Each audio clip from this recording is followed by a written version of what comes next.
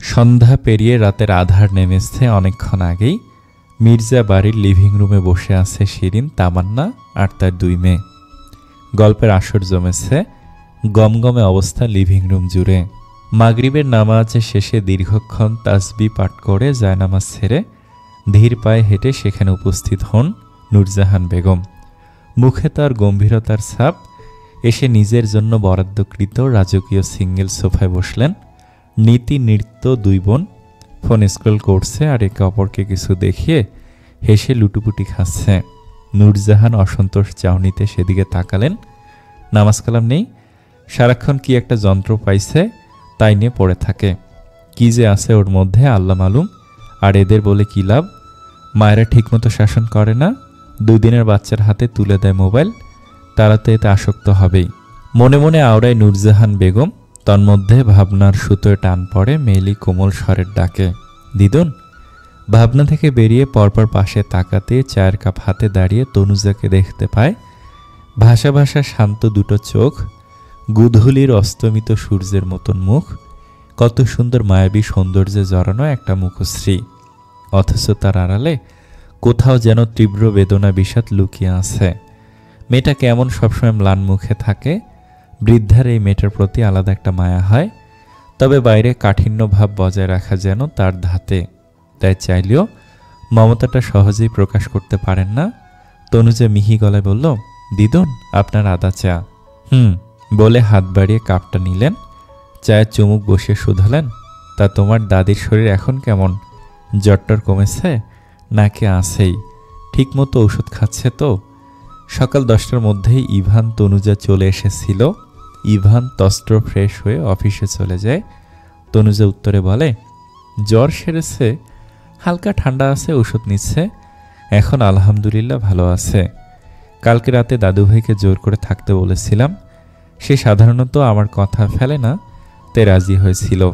তা থাকার জন্য এ নিয়ে তোমার উপর রাগ দেখায়নি তো? আবার চোটপাট করেনি তো? তনুজা ঘাড় নাড়িয়ে বলে, কই না তো। পরপর তনুজা পাস্তা, পকোড়া আর পেঁয়াজুর ট্রে এনে টি টেবিলের ওপর রাখলো। শিরিন সুলতানা আর তামান্না পাশাপাশি বসেছিল। তনুজা নাস্তা রেখে চলে যেতে নিবে, সেই সময় শিরিন আদুরে গলায় বললেন, তনুজা কোথায় যাচ্ছ? বসো তুমি।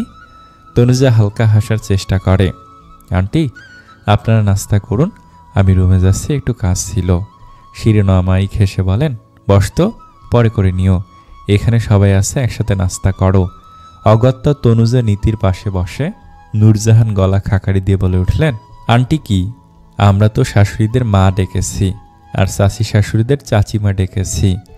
তোমার নিজের শাশুড়ি নেই, তবে ছোট বৌমা ইভানের মায়ের থেকে কম নয়। ইভান তাকে মামনি বলে ডাকে, তুমিও তাই বলবা। এই কাছের মানুষদের আন্টি ডাকা কেমন যেন পরপর থাকে আমার কাছে। কিছুক্ষণ পর সবাই যখন স্ন্যাক্স করতে ব্যস্ত, এমন সময় দিব্য গট গট পা ফেলে সিঁড়ি ভেঙে নামছে। আঙুলের মাথায় তার বাইকের চাবি। নিচে নামতে গিয়ে সবার মাঝে বসে থাকা তনুজার দিকে নজর পড়ে।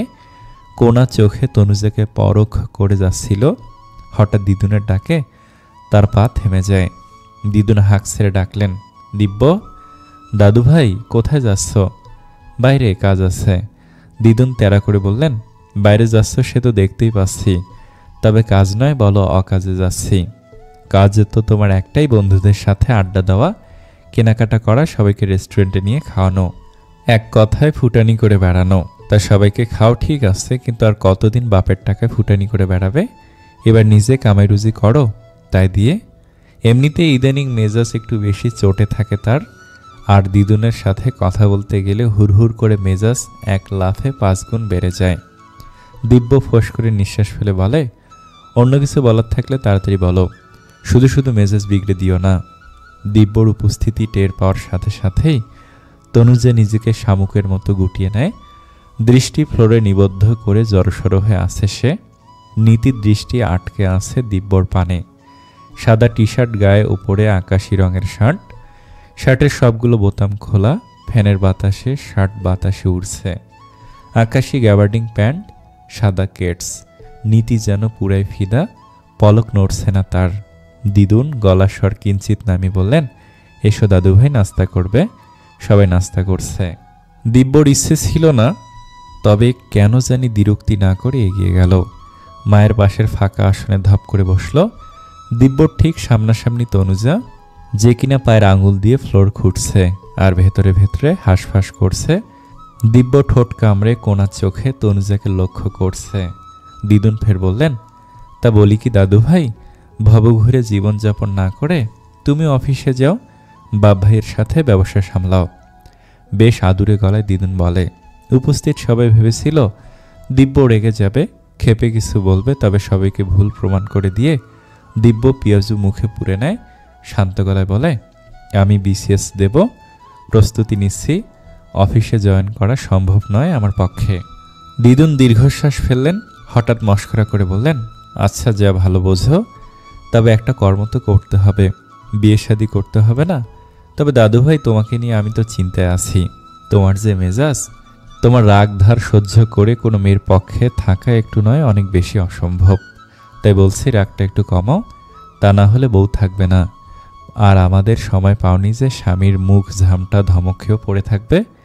এখনকার সময় কিন্তু পুরো আলাদা। তাই আগে সাবধান করছি, মেজাজটা ঠান্ডা রাখার চেষ্টা করো। দিব্যর কপালে স্পষ্ট বিরক্তির রেখা, তবে কিছু বলে না সে।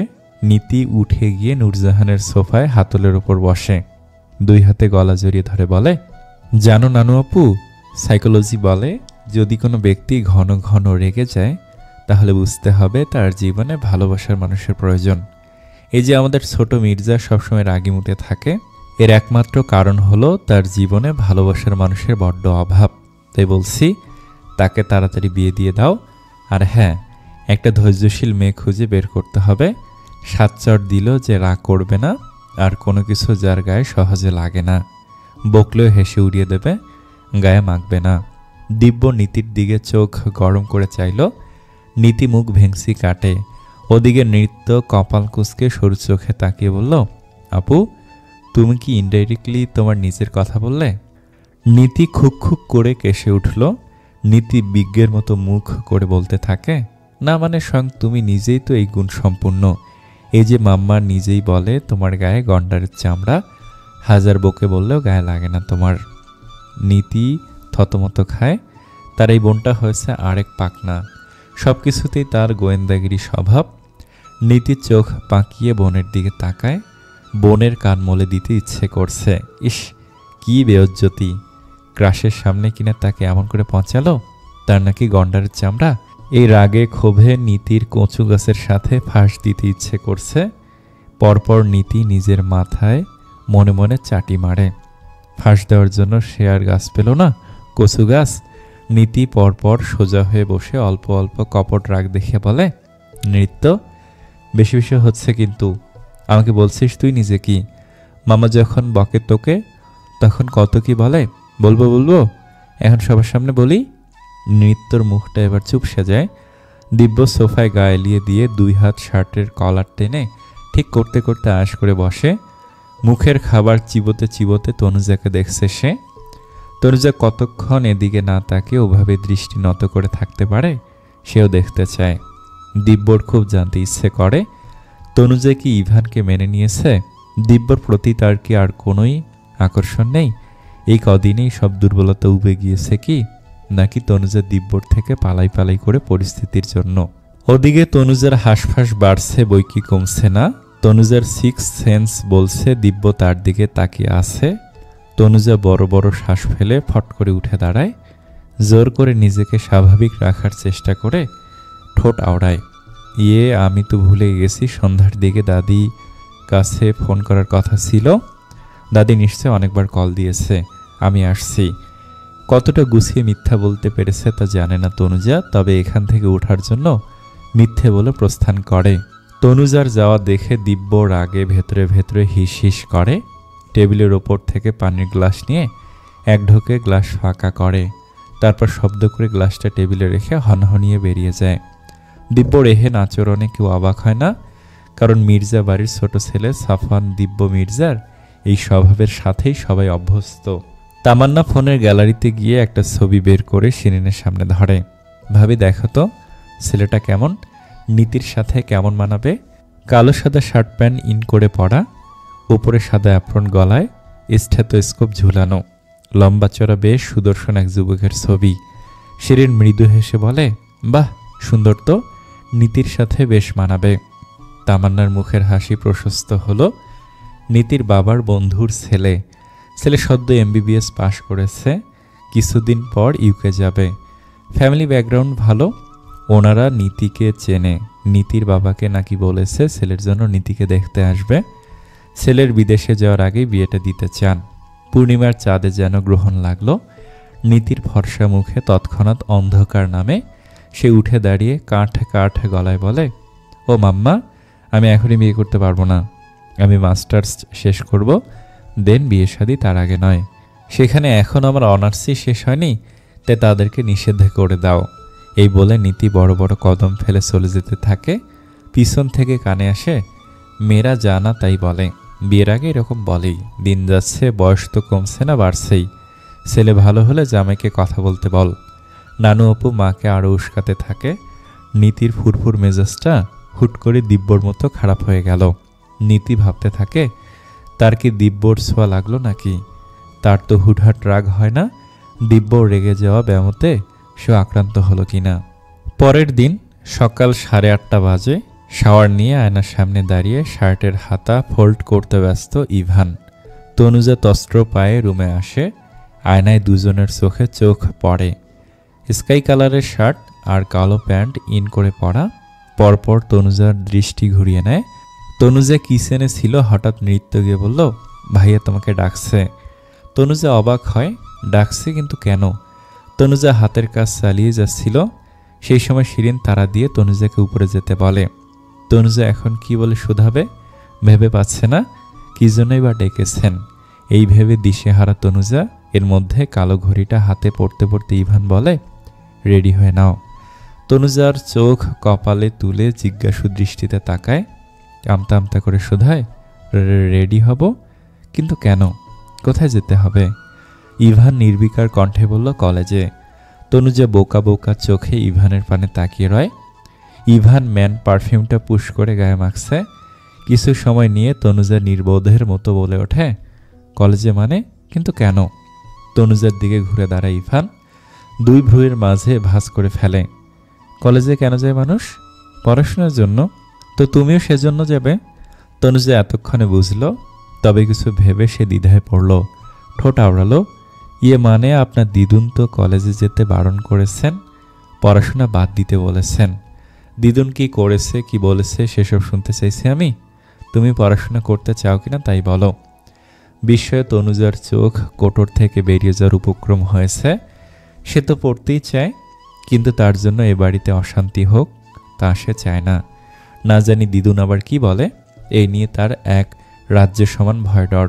দ্বিধা দ্বন্দ্বে থাকা তনুজা তাও সরল স্বীকারোক্তি দেয়, ঘাড় নাড়িয়ে হ্যাঁ সম্মতি দেয়।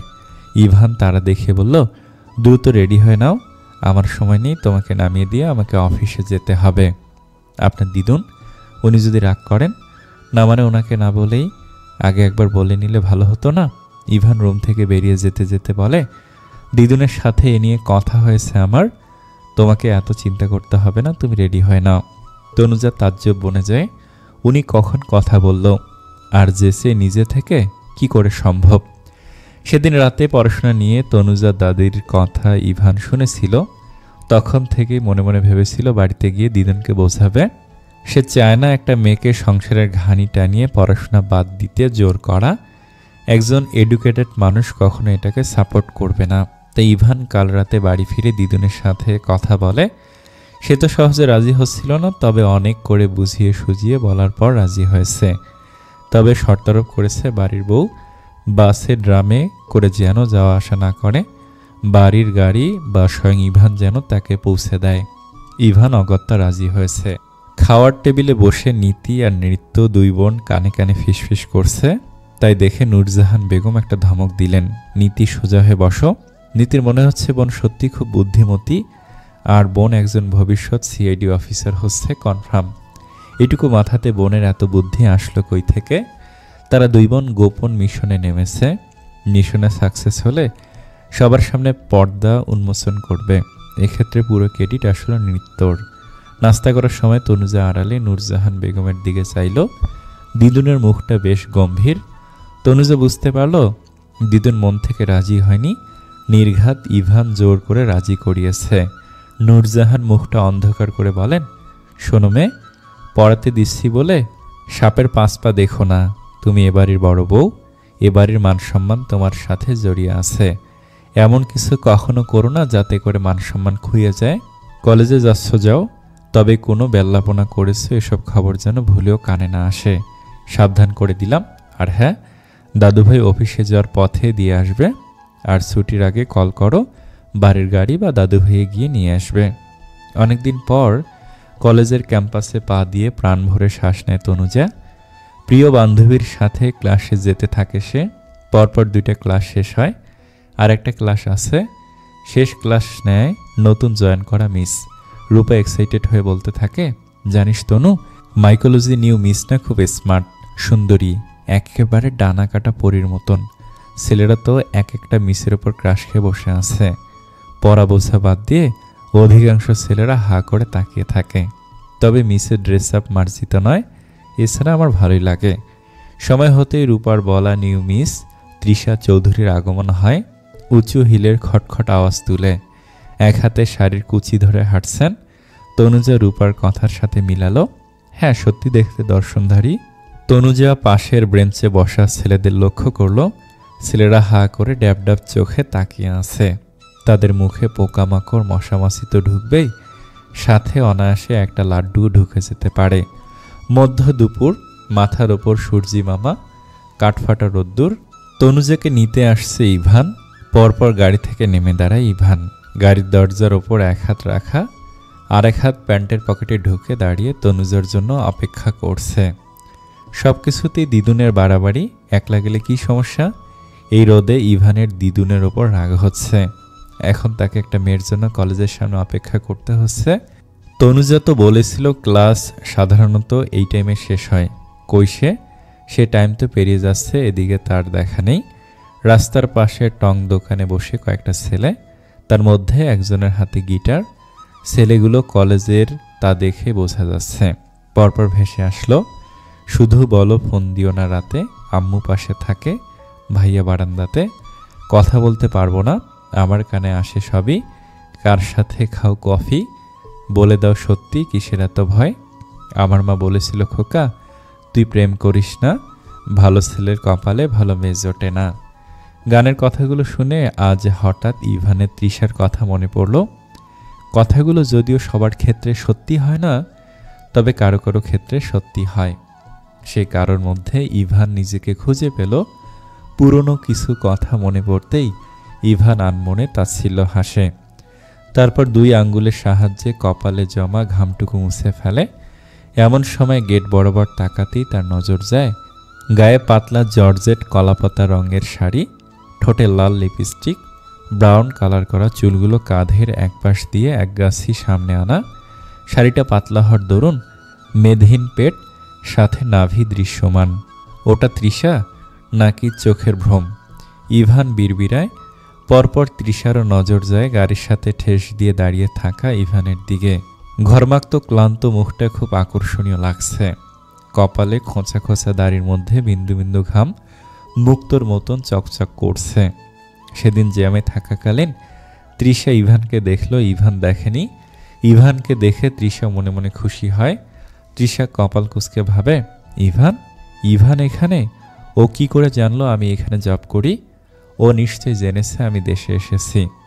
তবে ও কি আমার সাথে দেখা করার জন্যই এখন এখানে আসছে? ইভান কি আবার আমাকে ওর জীবনে ফিরে পেতে চায়? জানতাম ইভান কখনো তনুজাকে মেনে নিবে না।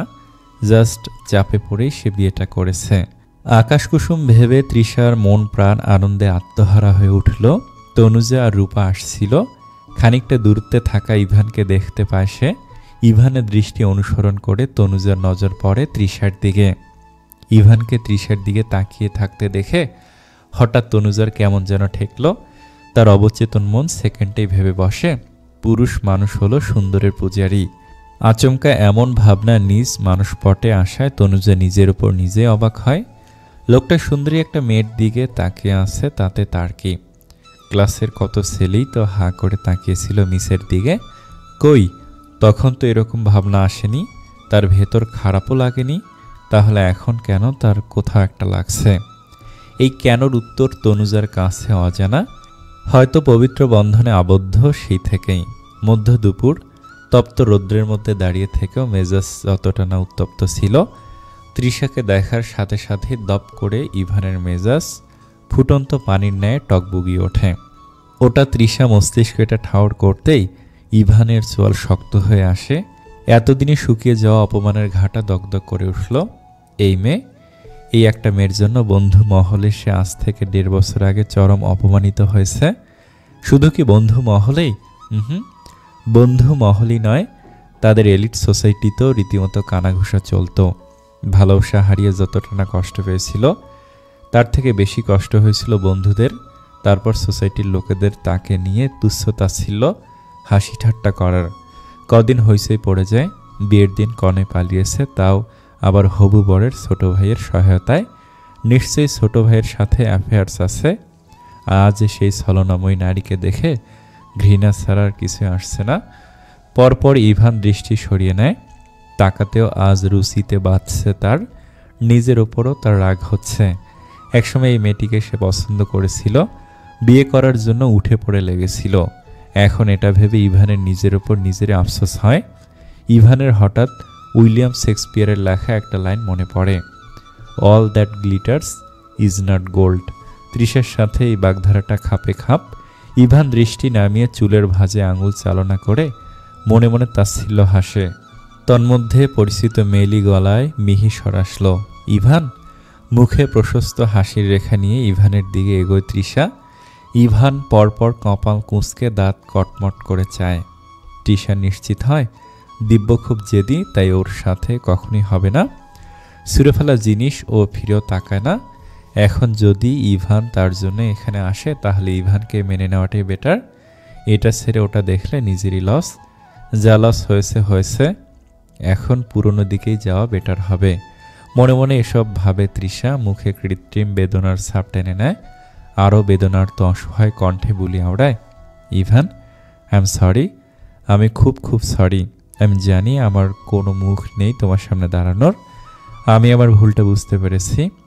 সেদিন ওভাবে পালিয়ে যাওয়া আমার কোনো মতেই ঠিক হয়নি। ইভান, আমি রিপেন্ট। আমি সত্যি অনুতপ্ত নিজের করা বোকামির জন্য। ইভান, তুমি দেখো, আমি নিজের ভুল শুধরে নিতে আবার ফিরে এসেছি। আমি জানি তুমি আমাকে কতটা ভালোবাসো। তোমার ভালোবাসার কাছে আমার শত ভুল এক নিমেষে মাফ হয়ে যাবে। আর যেটা আমি করেছিলাম সেটা তো পড়াশোনার জন্যই। তুমি তো আমাকে ডেনমার্ক যেতে দিতে রাজি হচ্ছিলে না, তাই আমি বাধ্য হয়ে ওরকম একটা সিদ্ধান্ত নিয়েছিলাম। তবে মানছি ওভাবে যাওয়া আমার অনুচিত হয়েছে। Please Ivan, pardon me. হঠাৎ রাগের জায়গায় ইভানের হাসি পায়। ইভান 2 হাত প্যান্টের পকেটে গুজে শটান দাঁড়িয়ে শব্দ করে গা গুলিয়ে হাসল। হাসি থামিয়ে দাঁত কিরমিয়ে বলল, নাইস অ্যাক্টিং। আর কোনো গুণ না থাকলেও অ্যাক্টিংয়ের গুণটা ভালো আয়ত্ত করেছ। অ্যাক্টিংয়ে তোমার তো অস্কার জয়ী হওয়ার কথা। এই একটা জিনিসই তো খুব ভালো পারো। আর এই গুণ দিয়েই তো দিনের পর দিন ছেলেদেরকে বোকা বানিয়ে রাখো। কথা বলতে বলতে আচমকা খানিকটা দূরত্বে দাঁড়ানো তনুজার দিকে নজর পড়ে ইভানের, যে কিনা এক হাতে কাঁধের ব্যাগের ফিতা চেপে ধরে দৃষ্টি নত করে মূর্তির মতন দাঁড়িয়ে। বান্ধবীর থেকে বিদায় নিয়ে সে খানিকটা দূরত্বে দাঁড়ায়। এদের দুজনের গলার মৃদু আওয়াজ তার কানে আসে। তৃষার কথা শোনার সাথে সাথেই তনুজার বুকের ভেতরটা অস্থির লাগছিল। হঠাৎ কেমন শূন্যতা অনুভব হচ্ছিল। এই মাইকোলজির নিউ মিস তৃষা চৌধুরী তাহলে সে তৃষা, ইভানের এক্স? ইভান কি জবাব দেয় তাই শুনতে তনুজা আগ্রহী ছিল। ইভান, ট্রাস্ট মি, ভালো প্রেমিকা আমি হতে পারিনি, তবে আই প্রমিস একজন ভালো জীবনসঙ্গী হয়ে সবাইকে দেখিয়ে দেব। Believe me. আর তোমার রাগ ক্ষোভ হওয়া অস্বাভাবিক নয়, সেই থেকে এমন বলছো। এই যে তুমি এখানে আসছো, আমি জানি আমাকে তোমার জীবনে ফিরে পেতে চাও। আমি আর বোকামি করব না বা করতে চাই না। I will come back into your life if you want. ইভানের খুব বাজেভাবে কিছু বলতে ইচ্ছে করলো, তবে কণ্ঠনালী অবধি শব্দগুলো আসলেও মুখ দিয়ে বের করে না সে। কোনো রকম শব্দগুলো গিলে নেয়। পরপর কিছু ভেবে মুখে হাসি টেনে নেয়। একটু জোরে সোরে ডাকে, তনুজা। তনুজা চকিতে চাইল। ইভান হাত নাড়িয়ে ঠান্ডা গলায় ফের বলে, কি হলো, আসো। তনুজা বাধ্য মেয়েটির মতন আলতো পায়ে এগোয়। তৃষা বিস্ময় নিয়ে ঘাড় ঘুরিয়ে চায়। সাদা আকাশি রঙের মিশ্রণে সালোয়ার স্যুট গায়ে, টানা টানা চোখ, গোল গোল মুখ। তনুজার আপাদমস্তক চোখ বোলায় তৃষা। এই সেই তনুজা? তার কাছে একটা সাধারণ ছাপোষা মেয়ে ঠেকছে তনুজাকে। তনুজা এসে ইভানের পাশে দাঁড়ায়। ইভান চোখের পলক তুলে তৃষার দিকে চায়, প্রগাঢ় স্বরে বলে, meet my wife, she is Faristanur Tanuja, my Mrs Ivan. Trisha পরপর তনুজার থেকে দৃষ্টি সরিয়ে ইভানের পানে চায়। ইভানের চোখ দুটোতে স্পষ্ট রাগ আর ঘৃণা। তৃষা সহসা দৃষ্টি সরিয়ে নিল। ওই চোখ দুটোর দিকে তাকিয়ে কথা বলার সাহস হলো না তার। ইভান যে প্রত্যুত্তরটা এভাবে দিবে তা তৃষা স্বপ্নেও ভাবেনি। আজ ইভান এখানে তৃষার জন্য আসেনি, সে এসেছে তনুজার জন্য। তৃষার ভাবনার বুড়িগঙ্গা নদীর দূষিত পানি ঢেলে দেয় ইভান। অপমানে থমথমে হয়ে যায় তৃষার শুভ্র মুখ।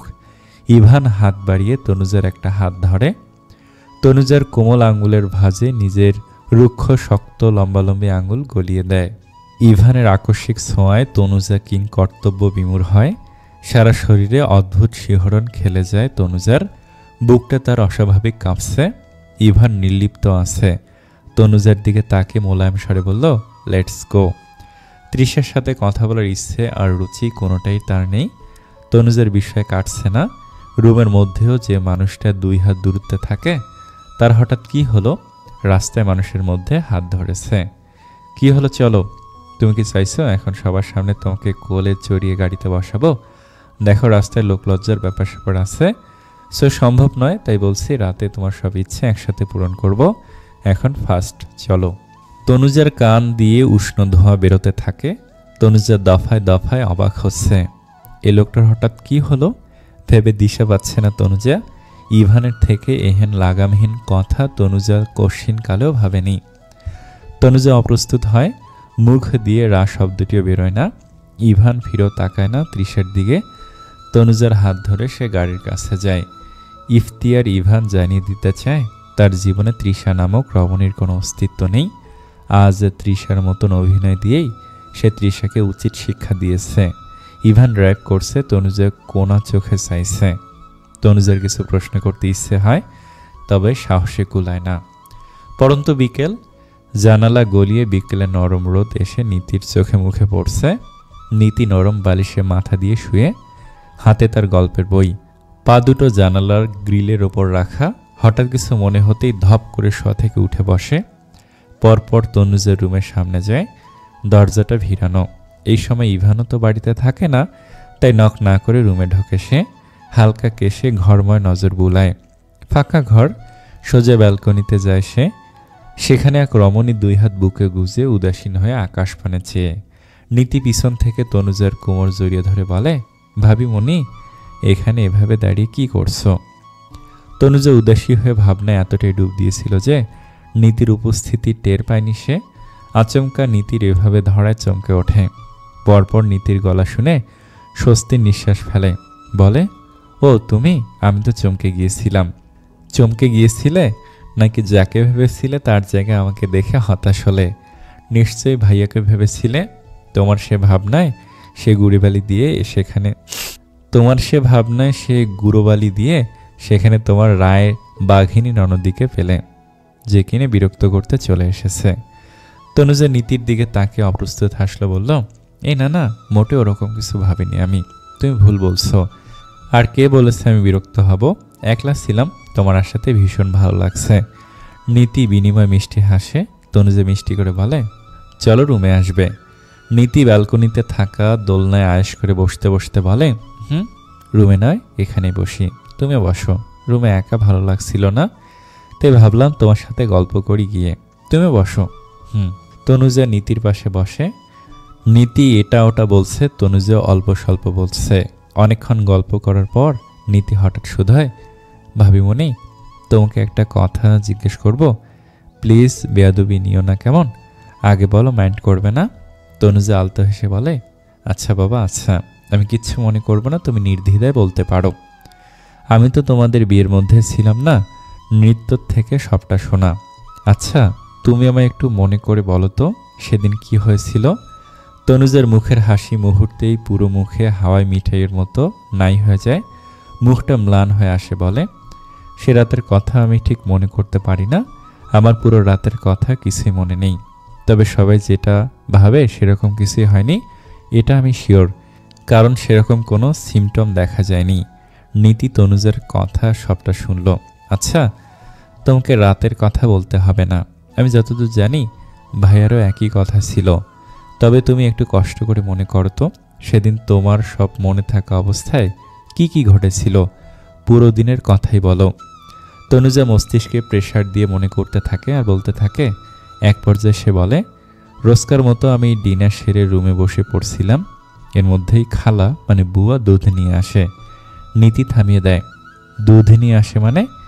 এটা সেদিনই প্রথম নাকি আগেও এনেছে? সেদিন দিয়ে 2 দিন, আগের দিনও এনেছিল। বলেছিল আন্টি খেতে বলেছে। ইয়ে মানে মামনির কথা বলে। মামি বলেছে? তুমি শিওর ছিলে? মামনি তো তোমায় খুব আদর করত, খাওয়ার সময় নিজে তুলে দিত, তাই এখানে অবিশ্বাস করার কিছু ছিল না। তারপর মামনি জানতেন আমার প্রেশার লো, দাদি বলেছিল তাই থেকে। আচ্ছা, তুমি বলে যাও। তারপর আমি পড়তে থাকি। আমার হঠাৎ প্রচণ্ড ঘুম পায়।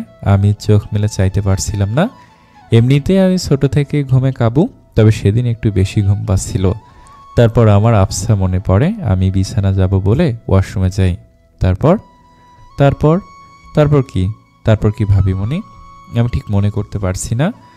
বোধহয় ওয়াশরুম থেকে এসে শুয়ে পড়ি। বোধহয়? তুমি শিওর করে বলতে পারছো না, রাইট? তবে এরকমটাই হবে। আচ্ছা, তুমি যে রুমটায় থাকতে সেখানে তো অ্যাটাচ ওয়াশরুম নেই, ওপরের করিডোর পেরিয়ে কমন ওয়াশরুমে ইউজ করতে, রাইট? নীতি মনে মনে আওড়ায়, এখানেও বুয়া? আচ্ছা, বাকিটা দেখা যাক। নীতি গলা খাকারি দিয়ে বলল, আচ্ছা ভাবিমণি, একটা কথা বলো তো, এই বিয়ে হওয়াতে ভাইয়ের ওপর তোমার কি রাগ ক্ষোভ আছে? তাকে কি তুমি কোনোভাবে দায়ী মনে করো? যা বলবে সত্যি বলবে, একদম মন থেকে। তনুজা দীর্ঘশ্বাস ফেলে বলে, আসলে প্রথম আমার মনে হতো হয়তো উনি দায়ী, তবে একসাথে থাকতেই বুঝলাম না, এখানে ওনার কোনো হয়তো দোষ নেই। আর আমার সেই মুহূর্তে প্রচণ্ড খারাপ লেগেছিল। আমি না হয় মেয়ে, আর মেয়ে মানুষ মন থেকে চাইলেও অনেক কিছু সম্ভব হয় না, সবার সামনে জোর গলায় বলা যায় না। তবে উনি ছেলে হয়ে কেন এই বিয়েতে রাজি হলো?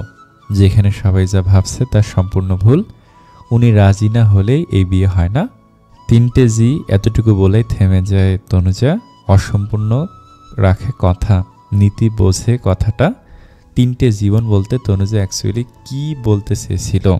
নীতি আলতো হেসে বলে, তোমাকে শুধু একটা কথাই বলতে চাই, মেনে নাও না আমার ভাইয়াকে। এটা আমার থেকে একটা সরল আবদার, এর কিছুই নয়। আর হ্যাঁ, আমার ভাইয়া কিন্তু মানুষ হিসেবে খারাপ না। ভাইয়ার জীবনের কিছু ট্র্যাজেডি ভাইয়াকে চেঞ্জ করে দেয়। আমার মনে হয় তুমি চাইলে তাকে আবার আগের মতন কনভার্ট করতে পারবা। তার দুঃখ কষ্ট ভুলিয়ে নিজের জন্য জায়গা করে নাও তার মনে। আর মানুষের জীবনে কিছু না কিছু অতীত থাকে, তবে সারা জীবন অতীত আঁকড়ে থাকে না, অনেকেই নতুন করে বাঁচতে শেখে।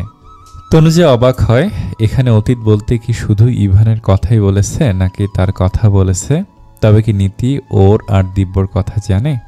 নীতি সরাসরি বলে তনুজাকে অস্বস্তিতে ফেলতে চায় না, তাই দ্রুত প্রসঙ্গ বদলাতে বলে, এরে তুমি আমার ভাবি, সম্পর্কে বড়, অথচ আমি নির্বোধের মতন ছাগলামি করে যাচ্ছি, তোমাকে জ্ঞান দিচ্ছি। সরি ভাবিমণি। 2 হাত কানে ধরে নাক মুখ কুঁচকে হেসে বলে নীতি। নীতির বাচ্চামো স্বভাব দেখে তনুজা হেসে ফেলে। রাত 11টা পেরিয়েছে। ইভান রুমে ঢোকে। তনুজাকে বিছানায় না দেখে তার কপালে ভাঁজ পড়ে। পরপর রুমে ঢুকে হাতের ব্লেজারটা সোফায় রাখে। একসাথে লাগানো বুক সেলফের সাথে সেট করা চেয়ারে নজর যায়। তনুজা চেয়ারে বসে টেবিলের উপর থাকা বইয়ের উপর মাথা দিয়ে হাত দুটো টেবিলের উপর রেখে ঘুমাচ্ছে। এই মেয়ে কি ঘুম কাতুরে রে বাবা, পড়তে বসেও ঘুমিয়ে পড়েছে। কিন্তু ইভান তো জানে না, দিদুন বলেছেন স্বামীর জন্য অপেক্ষা করতে, আগেই না ঘুমিয়ে পড়তে। আজ অপেক্ষা করবে বলে বই নিয়ে ঝিমুচ্ছিল তনুজা। অবশেষে ঘুমের সাথে যুদ্ধে না পেরে মাথাটা টেবিলে রাখতেই পাড়ি জমায় ঘুমের রাজ্যে। ইভান ওয়াশরুমে যায়। পরপর ফ্রেশ হয়ে গ্রিন কালারের টি শার্ট আর অ্যাশ কালারের ট্রাউজার গায়ে জড়ায়। তনুজা ওভাবে ঘুমিয়ে আছে, বেচারির ওপর মায়া হলো। পাশে দাঁড়িয়ে 3 বার করে ডাকার পদক্ষেপ নিয়েও ইভান থেমে যায়। এত সুন্দর ঘুমটা ডেকে ভাঙতে ইচ্ছে করল না। আচমকা ইভান তনুজাকে কোলে তুলে নেয়, আলগোছে শুয়ে দেয়। তনুজা ঘুমের মধ্যে ঠোঁট নাড়ালো, একদম বাচ্চাদের মতো লাগলো। তনুজাকে শুয়ে দিয়ে সোজা হতে গিয়ে ইভানের টি শার্টে টান পড়ে।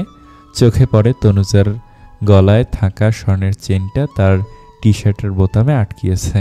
ইভান তনুজার দিকে আরেকটু ঝুঁকলো, হাত দিয়ে বোতাম থেকে চেইনটা ছাড়ানোর চেষ্টা করে সে।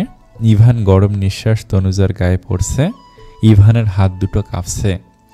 মেয়েলি মিষ্টি গন্ধটা মাদকতার মতো ঠেকছে। ইভান চেইনটা ছাড়ায়। পরপর তনুজার ঘুমন্ত নিষ্পাপ মুখশ্রীতে তাকায়। নিউ ফ্লারিস্ট রোজের মতো লাগছে মুখটা, পুরো আদুরে মায়া জড়ানো একটা মুখ। ইভান এক হাতে তনুজার মুখের ওপর থাকা বেবি হেয়ার সরিয়ে দেয়। তনুজা যেন চুম্বকের মতন টানছে তাকে। আকর্ষণ তীব্র থেকে তীব্রতর হচ্ছে। ইভান বড় বড় শ্বাস ফেলে শুয়ে পড়ে। মেয়েটা তাকে খুব বেশি জ্বালাতন করছে। তা কি সে জানে? সে তো বিভোরে আরামসে ঘুমাচ্ছে। এদিকে আরেকজনের ঘুম হারাম করে। ঘড়ির কাঁটা জানান দিচ্ছে বিকেল 4:25 বাজে। নীতি পা দুটো বিছানায় তুলে বাবু মেরে বসে দাঁত দিয়ে নখ কাটছে। পাশে নৃত্য কোলের উপর রাখা কুশনে কুনুই ঠেকিয়ে ডান হাতটা তার মাখনের মতন নরম গালে ঠেস দিয়ে আছে। বিজ্ঞের মতো গোল গোল চোখ করে সে কিছু ভাবতে ব্যস্ত। সে নৃত্যর ভাবনার ব্যাঘাত ঘটিয়ে নীতি নড়ে সরে বসে শোধায়, সব তো শুনলি, ভাবিমণির থেকে যা শুনেছি A to Z তোকে বলা শেষ। এখান থেকে কোনো ক্লু পাওয়া গেল কি? তোর কি মনে হচ্ছে? নৃত্য বিরক্তি মুখ বিরর করে দাঁতে দাঁত চেপে বলল, আহা আপু, একটু ভাবতে দিবে তো? তোমার তো সব কিছুতেই তাড়াহুড়ো, একটুও তর্স হয় না তোমার। ভালো করে না ভেবে কাকে গিয়ে কি বলে ফেলি। শেষমেশ আসল দোষী বাইরে থাকলো, আর নির্দোষ কাউকে সন্দেহের তোপের মুখে ফেলে না দেই। বোনেরা তো বিজ্ঞ ভাবনার আর কথার ঝাঁজ দেখে আড়ালে মুখ ভেংসি কাটে নীতি। বোন এখন আবার কাকে সন্দেহ করে বসলো আল্লাহ মালুম। তবে বোনের সন্দেহ একেবারে নিছক হয় না। এই যে সে দিব্যকে ভাইয়া বলে সম্বোধন করে না, এটা আর কারো খেলে না আসলেও বোন ঠিকই খেয়াল করেছে। এই নিয়ে বোন তো রীতিমতো সন্দেহ করে। একদিন তো সোজা প্রশ্ন করে উঠেছিল, ব্যাপার স্যাপার কি আপু, তুমি ইভান ভাইয়াকে তো বেশ ভাইয়া বলে ডাকো, তবে দিব্য ভাইয়াকে কেন ভাইয়া বলো না? কেমন একটা উজ্জ্বল রাখো, ছোট মির্জা, জিজি, রাগী মির্জা বলে সম্বোধন করো। বিষয়টা মোটেও স্বাভাবিক নয়। বোনের এই সন্দেহটা মিথ্যেও নয়। যবে থেকে দিব্যর প্রতি তার মনে সুপ্ত অনুভূতি জন্মেছে, তারপর থেকে ভাইয়া ডাকতে নীতির ইচ্ছে করতো না। কিশোরী বয়স থেকে দিব্যকে তার ভালো লাগতো। অনার্সে ভর্তি হওয়ার পরপরেই একটু একটু করে অনুধাবন করলো, শুধু ভালোই লাগে না, বরং সে দিব্যকে ভালোবাসে। কিন্তু মেয়ে বলে লজ্জা আর দ্বিধা কাজ করে, তাই আজও সরাসরি প্রপোজ করা হয়নি। আকার ইঙ্গিতে বোঝানোর চেষ্টা করা হলেও গাধাটা বোঝেনি। আর বুঝবে কি করে? সব সময় তো সে হাই মেজাজ নিয়ে চলে। নীতি বোনের করা প্রশ্নের উত্তর না দিয়ে সুন্দর করে হ্যানত্যান বলে এড়িয়ে যায়। তবে নীতির অনুভূতির জোয়ারে ভাষা মন বলে, দিব্যর সাথে তার থেকে ভাইয়া ডাকটা যায় না, বড্ড মেমানান, বাজে লাগবে। শেষমেশ এমন অবস্থা হবে, রোমান্টিক কোনো মুহূর্তে দিব্য জোর করে দুটো চুমুটুমু খেতে গেলে আচমকা বলে উঠতে পারে, ও ভাইয়া না প্লিজ। ইস, এমন হলে লজ্জায় পড়তে হবে। তাই আগে থেকেই নীতি দিব্যর জন্য তার থেকে ভাইয়া ডাকটা খতম করেছে। গোল ফ্রেমের চশমাটা এক আঙ্গুলের সাহায্যে নাকের ডগায় নামিয়ে ফের চোখে হেঁটে গলা খাকারি দিয়ে বলে নৃত্য, আমার আগেই কেমন একটা সন্দেহ হতো বুয়াকে নিয়ে। সেদিন 7 সকালে বুয়াই কিন্তু চিল্লিয়ে সবাইকে ডেকে হুলস্থুল কাণ্ড করেছিল। আমার এও খটকা লেগেছিল। সেদিন বুয়া সকাল সকাল ভাইয়ের রুম ঝাড়ু দিতে চলে গেল না, মানে প্রথমে ওই রুম। কথাটা সেদিন সবার সামনে বলতে চেয়েও পারিনি। আমি কিছু বলতে গেলেই তো মাম্মা কষিয়ে ধমক দেয়। আর সেদিন নানু আপুর চেঁচামেচির সময় আম্মা ধমকিয়ে আমাকে রুমে চলে যেতে বলে। কৌতূহল নিয়ে পরে যা আড়ালে লুকিয়ে চুরিয়ে দেখেছিলাম, এইটুকুই। একটু থেমে সিরিয়াস হয়ে ফের বলতে থাকে, ভাবিমণির বয়ান থেকে জানলাম ভাবিমণিকে সেদিন দুধ দেয় বুয়া মামির আদেশে। বিভিন্ন সময় আমরা ক্রাইম নিউজে দেখি সেসব কোমল পানীয়ের ভিতরে কিন্তু গন্ডগোল হয়ে থাকে। এখন সন্দেহ দুটো, এ বাড়িতে বাইরের লোক আসেনি, যা হয়েছে বাড়ির ভেতরের লোকদের দ্বারাই। কথা হলো বুয়া কেন এরকম করতে যাবে? তার উদ্দেশ্য কি? আর লাভই বা কি? নিশ্চয় লাভ আছে। লাভ ছাড়া আজকাল কেউ সুতুটিও সরাবে না। বুয়াকে দিয়ে কেউ করাতে পারে, সেই আড়ালে থাকা কেউ কে? প্রথম সন্দেহ মামি। আহা, বোনের কথার ঝাঁজ দেখে মনে হচ্ছে কোনো বড় কেস স্টাডি করছে সে। তবে মামির নাম শুনতেই নীতির চোখ দুটো কপালে ওঠে, তেতে উঠে ধমক দিয়ে বলে, এই এই তুই কি বলতে চাইছিস? হ্যাঁ মামি, মামি এসব করতে যাবে কেন? আজব, মাথা ঠিক আছে তোর? নৃত্য নাকের পাটাতন ফুলিয়ে বলে, আরে তুমি না বুঝে হাইপার কেন হচ্ছ? আমার পুরো কথাটা তো আগে শোনো। তার মধ্যে বাড়িতে দিব্য ভাইয়া ছিল না, তাই সে আপাতত সন্দেহের লিস্টে থাকছে না। মামা বাড়িতে ছিলেন না। এখন আমার সন্দেহে প্রথম মামি অ্যান্ড দ্বিতীয় ইভান ভাইয়া। এছাড়া এ বাড়িতে আর কেউ সন্দেহের নেই। নানু আপু নিশ্চয়ই এসবে নেই। আর আম্মা, সেও এসবে থাকবে না। আমি চোখ বন্ধ করে বলে দিতে পারবো এখানে ভিকটিম ভাবিমণি। বাদবাকি সবগুলোকে তালিকায় এনে অনুসন্ধান চালিয়ে যাই, দেখা যাক শেষমেশ কি হয়। ওকে ওকে, নীতি বিরক্ত হয়ে বলে। নৃত্য ভুরুকুটি করে মৃদুস্বরে বলে, আজকে আমাদের জন্য একটা সুবর্ণ সুযোগ আছে। মাম্মা দিদুনকে ডক্টরের কাছে চেক আপ করতে নিয়ে গিয়েছে। মামি অফিসে, বাড়িতে বড়রা কেউ নেই। আন্দাজে একটা ঢিল ছুঁড়ে দেখি লাগে কি না। কাজে আসলে লাভ, না আসলেও লস নেই। আর তোমাকে বললাম না, সেদিন বুয়াকে ফোনে কারো কাছে টাকা চাইতে শুনেছি আমি। বলে দেব এরকমও বলেছিল। নানু আপু আমাকে বুয়াকে ডাকতে পাঠিয়েছিল। তার থাকার কক্ষে যেতে গিয়েই আমার কানে আফসা আসে। পায়ের শব্দ শুনে তড়িঘড়ি করে কল কাটে আর কেমন ঘাবড়ে যায়। চোর ধরা পড়ার মতন মুখ কাচুমাচু করে। চলো মিশনে নামি, বাকিটা দেখা যাক। কথাটা শেষ করে নৃত্য নীতির কানের পাশে মুখ দিয়ে ফিসফিস করে আরো বলে, এমনভাবে বলছো মনে হচ্ছে দেয়ালেরও কান আছে বোধহয়, আর তারা শুনে ফেললে বড়সড় সমস্যা হয়ে যাবে। সেদিন সকালে নীতি যখন ক্লোরোফর্ম স্প্রে বোতলটা দেখছিল আর পাশে থাকা নৃত্যকে ডেকে দেখায়, নীতি অতটা না ভাবলেও নৃত্য ভাবে আর বলে, ক্লোরোফর্ম স্প্রে, এটা দিয়ে তো মানুষকে অবচেতন করা হয়। বাড়িতে এটা এলো কি করে? কে কিনবে? কি জন্য? সম্প্রতি কয়েকদিন আগের ঘটনা তার মনে পড়ে যায়। এটা ইভানের বারান্দা বরাবর নিচে পড়ে আছে। এই নিয়ে সন্দেহটা জোরালো হয়। নৃত্য বলে, আচ্ছা, কোনোভাবে এটা সেদিন রাতে ইউজ করা হয়নি তো? না মানে ভাবিমণির নাকি সে রাতের কথা কিছুই মনে পড়ে না। আবার ভাইয়াও সেম বলেছিল। ভাইয়া না হয় ড্রিঙ্ক করে, তার মনে থাকা না থাকা অতটা অস্বাভাবিক নয়। তবে ভাবিমণি গোটা রাতের কথাই মনে করতে পারে না। কিছু তো সমস্যা আছে। তাকে মেবি অচেতন করা হয়েছিল। আমার তো প্রথম থেকে এরকমটা মনে হয়। আচ্ছা আপু, আমি তো ছোট, তাই এই নিয়ে কথা বললে খারাপ দেখাবে। তাই তুমি ভাবিমণি থেকে শুনে নিও, পরে আমাকে বলো সেখান থেকে কোনো ক্লু পাওয়া যায় কি না। আর ক্লোরোফর্ম স্প্রে, এটা নিশ্চয়ই কেউ ভালো উদ্দেশ্যে আনেনি, কারো ক্ষতির জন্যই।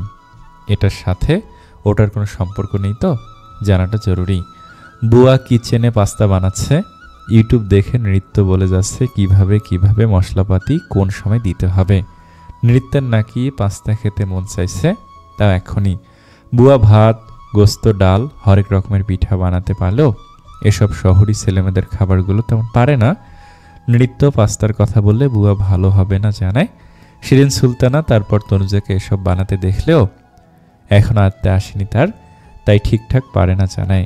কিন্তু নৃত্য নাসরবান্দার মতন বলে সে ইউটিউব দেখে বলে বলে দিবে। হঠাৎ নৃত্য ইউটিউব থেকে একটা ভিডিও জোরে সাউন্ড দিয়ে টেনে অন করে দেয়। সিসিটিভি ফুটেজ চেক করে ধরা পড়লেন মূল আসামি। গোপন ক্যামেরায় এক এক করে সব তথ্য উন্মোচন হয়। বাড়ির গৃহকর্মীর সহযোগিতায় এমন জঘন্য অপরাধ সংঘটিত হয়। গৃহকর্মী সহ মূল অপরাধী বর্তমানে জেল হাজতে।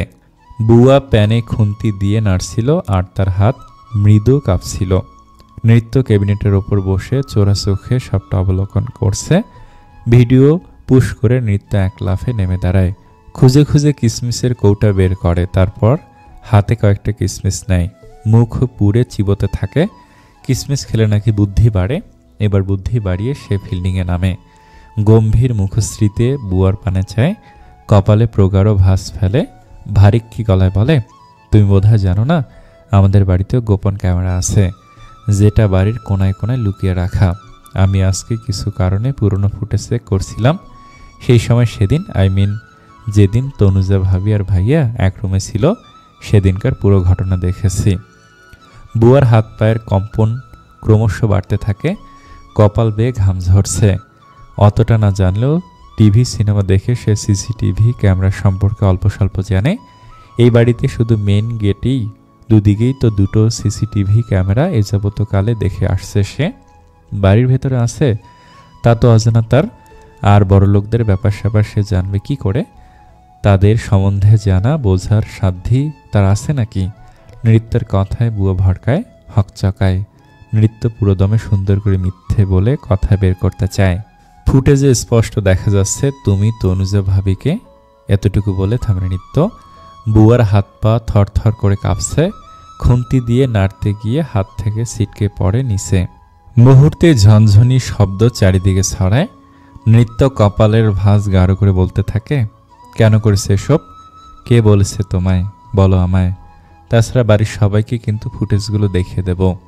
শেষে জেলের ঘানি টানতে হবে কিন্তু। তাই বলছি, সময় থাকতে সত্যিটা বলো। পাস্তাগুলো প্যানে লেগে ধরেছে, পোড়া পোড়া গন্ধ বেরোচ্ছে। বুয়ার সেদিকে মনোযোগ নেই।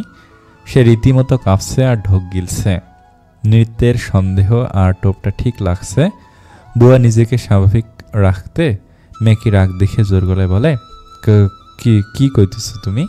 আমি কি করবো? হ্যাঁ, মাথা মুন্ডু ঠিক আছে তোমার? হুদাই কি সব কইতেছ? আর কিসের? বুয়া জোর গলায় নিজেকে জাহির করতে চায়। নৃত্য এক হাতে চুলোটা অফ করে, তারপর চলে যাওয়ার জন্য পা বাড়ায় আর বলে, জানি তো এমনি এমনি বলবা না, তাই এখনই পুলিশকে ফোন করে আসতে বলি আর ফুটেজগুলো এক এক করে সবার ফোনে দিয়ে দেই। পুলিশের 2-4 ঘা পড়লে গড় গড় করে মুখ খুলবে। নৃত্য পা বাড়ায়। পুলিশের নাম শুনে বুয়ার পায়ের তলার মাটি সরে যায়। চোখে অন্ধকার দেখতে থাকে। হঠাৎ ডুকরে কেঁদে ওঠে বুয়া। নৃত্যর হাত 2 হাতে আঁকড়ে ধরে। হাউমাউ করে কাঁদতে কাঁদতে বলে, আল্লাহর দোহাই লাগে, নৃত্য মা আমার, তুমি পুলিশে ডাইকো না। বিশ্বাস করো আমার কোনো দোষ নাইকা। আমি ইচ্ছে করে কিছুই করিনি। নৃত্যর মনে খুশির ঝিলিক দেখা যায়। তাদের বাড়ির বাইরে সিসিটিভি ক্যামেরা থাকলেও ভেতরে নেই, এটা তো একটা আন্দাজে ঢিল ছোড়া ছিল। তবে কিছু সন্দেহ ছিল, অল্প স্বল্প মিথ্যে থেকে যদি ভালো কিছু হয় তাহলে সেটা নিশ্চয়ই দোষের কিছু নয়। যাগ্গে ভালোই হলো। নৃত্য বুয়ার একটা হাত ধরে টানতে টানতে লিভিং রুমে আনে, যেখানে আগে থেকে নীতি বসেছিল। নৃত্য তীক্ষ্ণ দৃষ্টিতে চেয়ে বলল, কে বলেছে আর কি জন্য এসব করেছে সবটা খুলে বলো। ফ্যাস ফ্যাস করে কাঁদতে কাঁদতে আওড়ায়, বিশ্বাস করো তোমরা, আমি নিজেই থেকে কিছুই করিনি, আমারে কইছিল তাই। নীতি প্রশ্ন ছুড়ে দেয়, কে বলেছিল? কান্নার বেগ বাড়িয়ে জবাব দেয়, আমি ছেলেটার নাম জানি না, তাই দেখছি কয়বার। দিব্য নিজের রুমে ছিল। দুপুরে ভাত ঘুম দিয়ে এখন ফ্রেশ হয়ে বাইরে যাচ্ছিল। সিঁড়ি ভেঙে নিচে নামতে গিয়ে বুয়াকে কাঁদতে আর তাকে ঘিরে নৃত্য নীতির 2 বোনকে অগ্নিচক্ষু নিয়ে দাঁড়িয়ে দেখে বার কয়েক পলক ঝাপটায় দিব্য। লম্বা লম্বা পা ফেলে এগিয়ে গিয়ে ধমক দিয়ে বলে, কি হচ্ছে কি এখানে? তোরা কি করছিস? আর বুয়ার কি হয়েছে? 2 বোন ঘাড় ঘুরিয়ে দিব্যর দিকে এক পলক চাইল। বুয়া মাথা নিচু করে ফুপিয়ে ফুপিয়ে কাঁদছে। নীতি তপ্ত নিঃশ্বাস ফেলে বলল, কি হয়েছে সেটা বুয়া নিজে বলবে। সেদিনও ভাবিমণির সাথে কি করেছে সেটা বলবে, কার কথা মতো করেছে সেটা বলবে। দিব্যর চোখে মুখে বিস্ময় প্রকাশ পায়। ও তো কদিন ধরে আসল ঘটনা জানার জন্য মরিয়া ছিল। দিব্য তস্ত্র পা ফেলে এগোয়। তনুজের রুমে ছিল। হঠাৎ কারো কান্নার শব্দ ভেসে আসে। উৎস খুঁজতে নিচে আসছিল। দিব্যর দিকে নজর পড়তেই তার পা দুটো থেমে যায়। একবার রুমে ফিরে আসে, কিন্তু পারে না। একজন মানুষ কাঁদছে, তারপর গভীর অসহায় মানুষের প্রতি তনুজার দরদ, সহানুভূতি একটু বেশি। আর নয়তো তার ভেতর সুন্দর একটা কোমল হৃদয় আছে, অন্যের ব্যথায় ব্যতীত হওয়া। তাই তনুজা ফিরতে চেয়েও পারল না। এক পা করে ক্রমশ নিচে নামতে থাকে। দিব্যর হাতের আঙুলগুলো মুষ্টিবদ্ধ হয়ে যায়। দাঁত কটমট করে বলে, কার কথা মতো? আর কি করেছে বলো? 1 সেকেন্ড দেরি হলে খুন করে ফেলবো কিন্তু। ফার্স্ট অ্যান্ড ট্রুলি সবটা বলো, বলো। দিব্যর ধমক দেওয়ার কথাটা দেয়ালে প্রতিধ্বনিত হতে থাকে। বুয়া কেঁপে উঠল। জরাজীর্ণ রংচটা শাড়ির আঁচলটা টেনে মুখে চেপে ধরে ডুকরে কেঁদে ওঠে। হাউমাউ করে কাঁদছে। তনুজে এগিয়ে আসে। নৃত্য 2 আঙ্গুল কানে গুজে বিরক্ত হয়ে বলল, এই থামবে তুমি? ভ্যাবা করে পাশে কেঁদো। আগে সবটা বলো। নীতি নৃত্য দুই বোনের এহেন আচরণে তনুজা চরম আশ্চর্যজনিত হয়ে চেয়ে থাকে। তারা দুই বোন তো যথেষ্ট ভদ্র আর ভালো মনের, তাহলে এখন কি জন্য বুয়ার সাথে রূঢ় আচরণ করছে? দিব্য মানেই একটা জম, যে রাগ বাবা। তার ধমক শুনে বুয়ার হৃৎপিণ্ডটা ছিটকে বেরিয়ে আসার জো হয়েছে। বুয়া দিব্যর পা জড়িয়ে ধরে। আমি কিছু করি নাই কো বাপ, আমার কোনোই দোষ নাই কো, বিশ্বাস করো। দিব্য দাঁত কটমট করে নীতির পানে চেয়ে এক আঙ্গুল নাড়িয়ে ইশারা করলো। নীতি বুয়ার বাহু টেনে সারিয়ে সোজা করে বলল, উফ, তাড়াতাড়ি বলো, বেশি দেরি করলে কিন্তু ছোট মির্জা ডিরেক্ট অ্যাকশনে চলে যেতে পারে।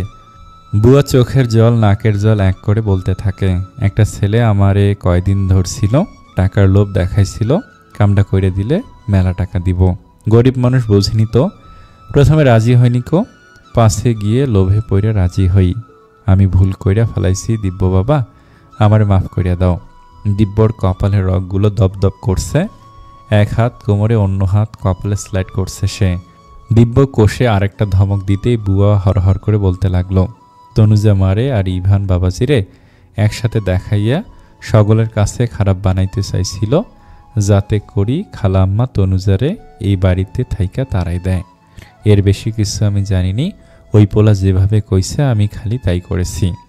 নীতি দাঁত কিরমিরিয়ে বলে, এত দৃশ্যপট বাদ দিয়ে কিভাবে কি করেছিলে সেটা বলো আগে, পরে ওই ছেলেকে বের করছি। দিব্য একটু করে অবাক হচ্ছে, তার মানে অন্য কেউ? এখানে ইভান নয়?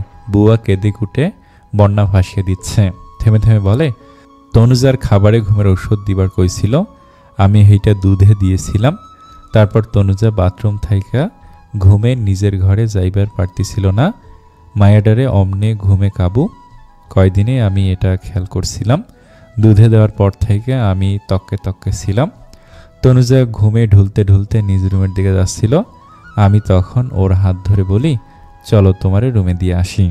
ও ঘুমে চোখ তুলে তাকাইতে পারছিল না, ওর মনে কয় এটা মনে ছিল না। সেই সময় আমি ওরে নিজের রুমে না নিয়ে ইভান বাবার রুমে দিয়ে আসি। তারপর ইভান বাবা তো রাত কইরা বাড়িতে ফেরে, রুমে ঢোকার আগ দিয়া আমি মেন সুইচ অফ করে দেই। ইভান বাবা অমনি মদ খেয়ে আসে, তার তো হুঁশি কম থাকে, অন্ধকারে সে অমনি শুয়ে পড়ে। কিছুক্ষণ পর আমি রুমে গিয়ে ওই পোলার কথা মতো ঘুমানো ইভানের সামনে ওই বোতল থেকে একটু সেন্ট গায়ে মাখার মতন করি। নীতি তড়িঘড়ি করে বলল, ক্লোরোফর্ম স্প্রে করো, তাই তো? তনুজার হাত পা অবশ্যই আসছে। তার সাথে কার এত শত্রুতা যে সবার সামনে তাকে অপমানিত, লাঞ্ছিত, অপদস্থ করতে চেয়েছিল? দিব্যর মাথায় দাউ দাউ করে আগুন জ্বলছে। এটা মহিলা না হয় ছেলে মানুষ হলে দিব্য আজ আর বয়স দেখত না, আচ্ছা মতো রাগ মিটাত। তবে বয়স্ক মহিলা দেখে তার ভেতরে থাকা শিক্ষা তাকে চূড়ান্ত পর্যায়ে নেয় না। দিব্য চোখ বন্ধ করে নিঃশ্বাস ফেলে, চোখ দুটো দিয়ে তার আগুনের স্ফুলিঙ্গ বেরোচ্ছে যেন।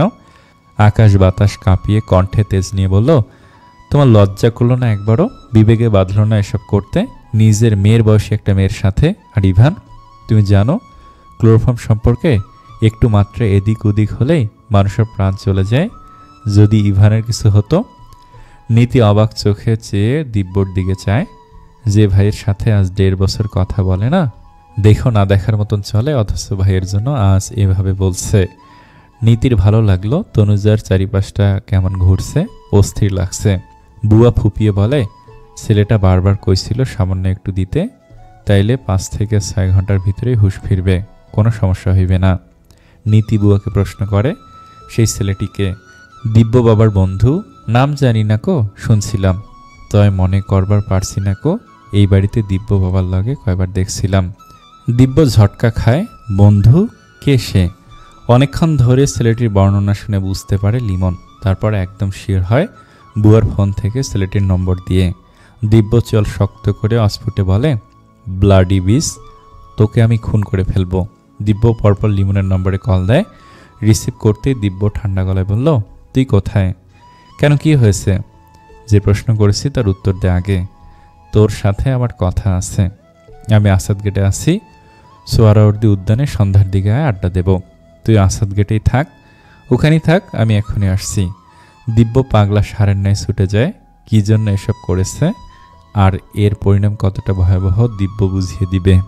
দিব্যর এভাবে যাওয়া দেখে নীতি চিন্তায় পড়ে। তনুজা পাথরের মতন নিঃস্পন্দন চোখে চেয়ে দাঁড়িয়ে। নীতি বড় বড় শ্বাস ফেলে বলে, দিব্যর এভাবে যেতে দেওয়া ঠিক হলো না। ওর যে রাগ, শেষে না মার্ডার টার্ডার করে ফেলে।